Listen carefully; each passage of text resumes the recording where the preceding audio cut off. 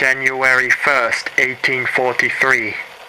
This is Proffesor Phineas Turpin of Turpin Industries, and I suffer from congenital anosmia. In layman's terms, I was born with the incapability to smell anything. It has always been my Achilles heel. I've always been the victim of childhood bullying, and even my teachers and peers believed that it could be a liability someday. But I have pushed forward, and I have gotten where I am today. But due to last week's unfortunate incident, I have decided to take matters into my own hands. I have gone into the research of snakes and how they smell through their tongues, and it is interesting, to say the very least. I believe I have developed a compound which my good friend Penny the Snake has been very cooperative, and with his help, I believe that I can restore my sense of smell one way or another. If all goes according to plan, then I will not only have found a cure to fix myself, but also the world.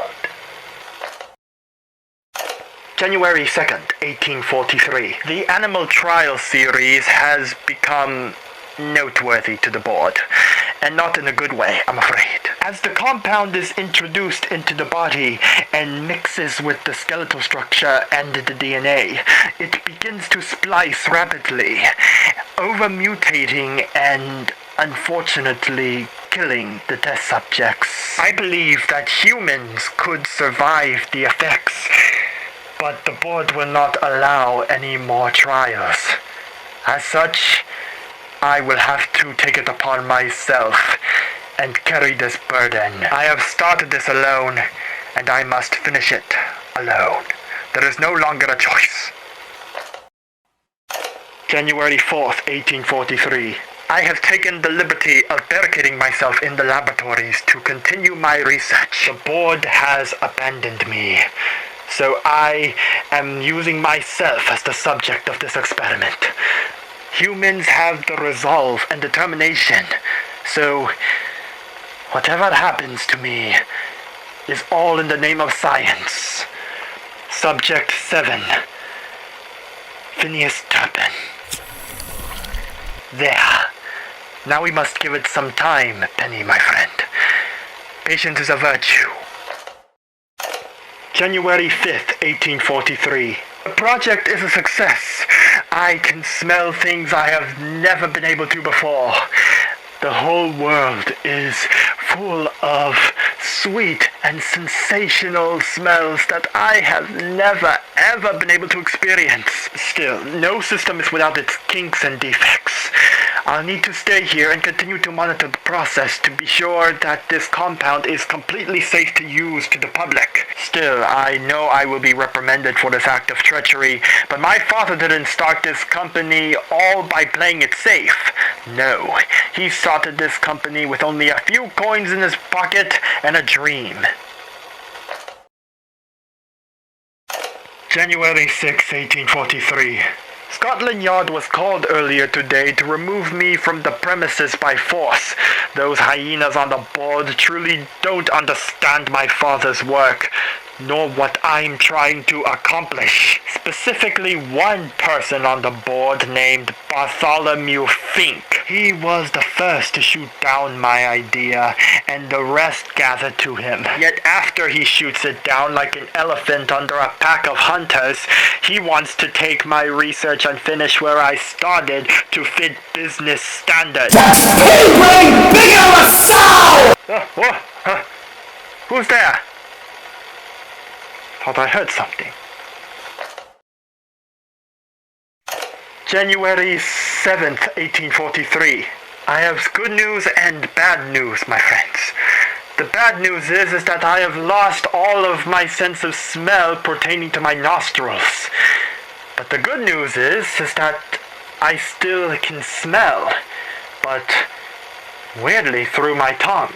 This is obviously a side effect of the formula, but an odd one, as this has only happened to me. My scores on tests of intelligence and moral reasoning are still noteworthy, but my scores on my vocabulary skills are declining sharply. Because I was chased out of my own laboratory, I had to hide underground. So any of the comforts I had back at the labs is now gone, which means I'm a lot more colder. I'm a lot more hungry. I've begun to hear voices, unfriendly ones. Penny's own health is starting to deteriorate from the cold nights.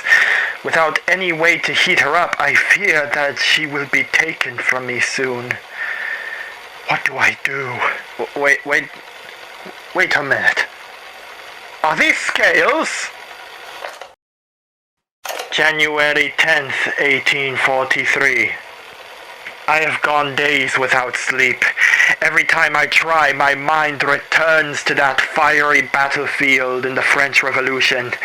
The widows I have created, the children I have turned into orphans, and the men who I have slaughtered on that snowy battlefield. I can still see that icy lake and the bodies that float upon its surface. A feared, respected French general to a scientist who just wanted to do some good and repent of his sins, to a beast now more than man. I've lost everything, my hair, my skin, my legs. Even now, while I'm making this, I'm crawling on my belly as if God has abandoned me. And I do not have long before I lose even what's left of my mind. All I can say is, I'm alone. Even Penny is gone. God rest her soul.